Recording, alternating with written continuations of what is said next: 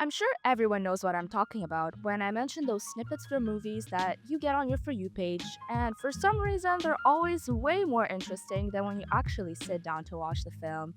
And that is exactly how I came across Life as a House, directed by Irwin Winkler and released in 2001. Of course, my main reason of watching it was just how good Hayden Christensen looked with piercings, and side note, a lot of people online describe him as emo or goth. Emo is this, and goth is this. And this is Hayden's character Sam Monroe. I can't pinpoint exactly where he lands on the alternative spectrum, but it would be somewhere between grunge and punk, with the headcanon being that he listens to Deftones, which is neither goth nor emo. And that aside, upon watching the movie, I was greatly disappointed because just like with the house that they were building in said movie, a great foundation was laid to make something truly iconic. I mean, for goodness sake, they had Anakin Skywalker, Damon Hello, Salvatore, brother. Joanna Mason, and Calvin Klein, sorry, I meant Kevin Klein, in the same room. So clearly, the acting was not the thing that broke this movie. And for those who saw it will know exactly what I'm talking about when I say that the bizarre writing and directing choices in the movie is what tanked it at the box office. Despite 2001 being an amazing year for movies and dropping timeless artworks that will forever be taken apart and studied, Life as a House flopped and became forgotten over time. So let's see what went wrong. The plot revolves around the dysfunctional Monroe family, consisting of George the dad, Robin the mom, and Sam the eldest son, as well as the younger siblings that don't really play a major role in the movie and nobody bothers to even remember their names. George and Robin are divorced, and Sam suffers from some kind of depression, has problems with substance abuse, and is coerced into dangerous situations for money, if you know what I mean. Yep, Hayden Christensen's been through it all. George Monroe gets fired from his job and diagnosed with cancer, so he decides he wants to build a meth empire.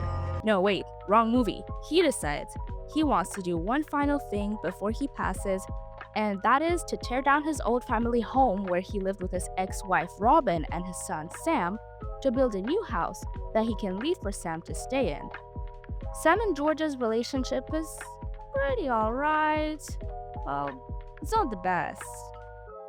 It's a little bit bad. Alright, it's inexistent. Sam hates his father for being absent post divorce, leaving him in a family where he feels like an outsider. I mean, to be fair, who had a good relationship with their parents at the age of 16? Raise your hands so we can all boo you. Because every 16-year-old knows that it's embarrassing to like your parents before you turn at least 20, preferably 25 after therapy. And so, the meat of the movie rolls around. George forces Sam to come spend the summer with him to build this new house, and over time they form a bond as George tells Sam about his own father and teaches him about life. At first, the dynamic is extremely tense. The accommodations where the two guys stay at, being George's garage, forces them to be perpetually close, eradicates Sam's privacy, and deprives him of the possibility to take drugs and shower. The last point becomes a pretty big issue for our dear alternative teen, to the point he goes to shower at his classmate Alyssa's place. There, he also meets Josh, who is Alyssa's boyfriend, and the latter offers Sam for some ants to shake his water bottle for some cash. And if you watched that part while scrolling on your phone, you might think you accidentally sat on the remote and got teleported to a different website. Personally, I thought that Josh just asked Sam to deal drugs to the man in the car. But no, police arrives and Sam tumbles out of the car, pants down, and flees the crime scene. The rest of the movie is pretty predictable. Sam and Alyssa have a thing for each other, obviously. George and Sam become very close, and Sam starts stepping on the path of light again. To the point where, by the end of the movie, he becomes your average Josh, removes all his piercings, stops wearing makeup, and loses all sense of fashion. This is what rehab does to a guy. But I will come back to this. The construction of the house becomes news in the neighborhood, and people come help George and Sam with the construction. Robin also decides to join in when she sees how good of an effect the process is having on Sam. Robin and George catch up, and feelings are still there even after 10 plus years of divorce, which is what was needed for the plot, but I always hate when they pull that move in films.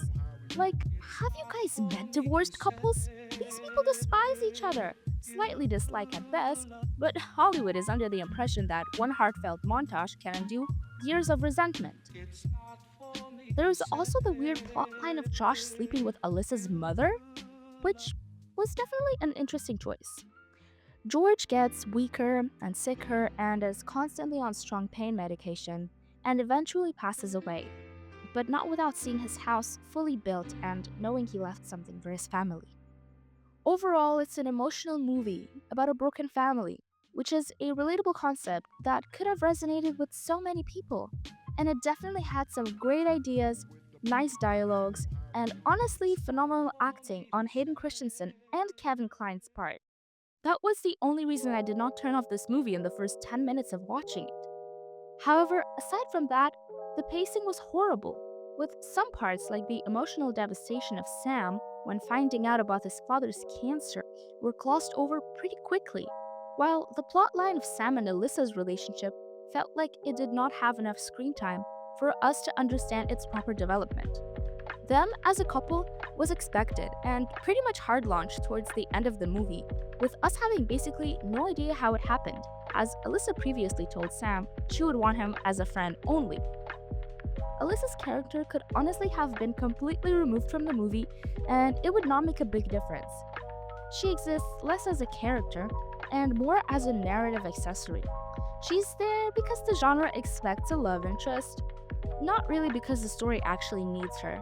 And that becomes obvious when you realize that every meaningful change Sam goes through is driven by his relationship with his father, the positive masculine figure that he lacked in his life, and not by romance. And for the moment of the movie that I wanted to erase from my mind, which has absolutely no business even being included, the kiss. While George was heavily drugged from his pain medicine, Alyssa comes into his room and just randomly kisses him? With no apparent reason whatsoever. When I first watched this, my reaction was pretty much, the scene adds nothing to the movie, nor does it have any repercussion or influence on the characters or the story. It just happens in a vacuum and everyone brushes it off. I mean, whose fetish made it into the script and got approved? Not to mention that Alyssa's character and the actress Jenna Malone were both 16 in the movie and while filming. I do not understand how this was considered appropriate. I get that it was different times, but 16 and 45? Come on now. Why did it make it to the final cut? Because this isn't even the only case of PDF crimes happening in the movie.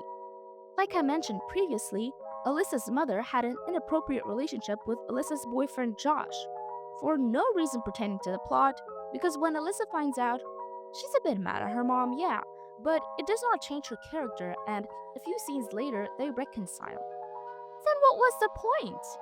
Did we forget the story of grief and acceptance that we're telling here? Is it because they were trying to attract an audience of MILF lovers? Or once again, some weirdo on the team thought this would be comedic, which, if it was, I would at least see why they put it in the movie. If either of the characters had consequences for their actions, but nothing comes of it, and nobody cared that a grown woman and a 16-year-old were watching the Discovery Channel together. Just wasted screen time, and for what? Ultimately, while the house was being completed, an annoying neighbor who had George's dog piss on his lawn every morning, understandably having a grudge, threatened to sue the family over their house's roof being like a few inches taller or something. But Sam recognizes in the man the creep who was about to do nasty things the night they both almost got arrested. The conversation goes something like, "Hey, aren't you that guy with the car? The insert car model?" "What? No, that's not my car at all." But isn't that your car, like, of insert model right there?" "Oh, okay, have fun building the house, guys. I'm out." And so, the happy, bittersweet ending happens, but I'm still stuck on the moment with the neighbor. I mean, Sam is shown to be a changed and better man, which we can clearly see because he took out his piercing and dresses conventionally now. And you're telling me he sees the man who was going to do something extremely inappropriate and was ready to pay for it, a case of clear child abuse, and supporter of a cycle of underage abuse in the town, and Sam does nothing. With a policeman standing right there, he did not speak out about what he knew. I understand that he thought it might get him in trouble, but he could have at least done something or addressed it in some way. And we do not see that something as traumatizing and dangerous left any effect on the young Sam. A choice is made to have Sam stay silent about his abuse, and it's supposed to be a win. The movie stumbles onto the opportunity to address something as serious as the mistreatment of youth and shows Sam actually dealing with the PTSD and seeking help, as well as preventing other young teens from being hurt and misses it. Instead, we get a funny joke. Oh my god, haha guys, the predator got scared of being caught and left. Sam experiences something dangerous and deeply traumatizing, but the movie treats it as a minor inconvenience. This could have been a moment to acknowledge how teens who are desperate for money, attention, and validation can become extremely vulnerable, especially with no adult in their life who is actually protecting them. We could have seen how trauma leaves a mark, even when a person is on a path to healing, and not have it be wrapped up for a neat ending. And this is the unfortunate reality of watching life as a house. There are so many missed opportunities to address the serious topics and make a social commentary, but the movie focuses on the wrong plot beats. There are way too many things it wants to cover, and in the end, it ironically ends up conveying an unbalanced message. The ending monologue essentially says that you build your life similar to a house. And George tells his son that if he were a house, then he would want to be the house they built together by the sea. And it's deep and poetic. But the aftertaste that the weird scenes left on me cannot be overpowered by that attempt at making it a deep philosophical story about family, love, grief, and acceptance. I have a feeling the writers were initially deeply inspired to make a father and son movie, and every time the movie focuses on their relationship, it works. The characters of both Sam and George were forged with care, creating multifaceted and, more importantly, relatable people. So many teens and young adults, not unlike me, see themselves in Sam. The character comes alive thanks to Hayden Christensen's magnetic performance and his electrifying dynamic with Kevin Kline's George. There are some truly great moments, but they get lost among the slop of plots that is happening in the background of the compelling father son tragedy. I would have liked to focus mainly on the relationship dynamic within the Monroe family, or see a deeper commentary on a case of abuse of power. And can I say how much it pisses me off that they basicified Sam? The same thing happened with Allison in Breakfast Club, when for some reason movies want to teach us that you can only accept yourself when you take away everything about you that makes you unique and dress in accordance with whatever everyone thinks is normal. Don't you dare try something that is unconventional and speaks to or accessorizes your body. No, you have to abandon everything unique about you to become a version of yourself that people won't judge. It happens quietly over the course of the movie, but the message that it sends is loud. And I mean, I could have misinterpreted some things in the movie or interpreted them differently than what was intended by the creators.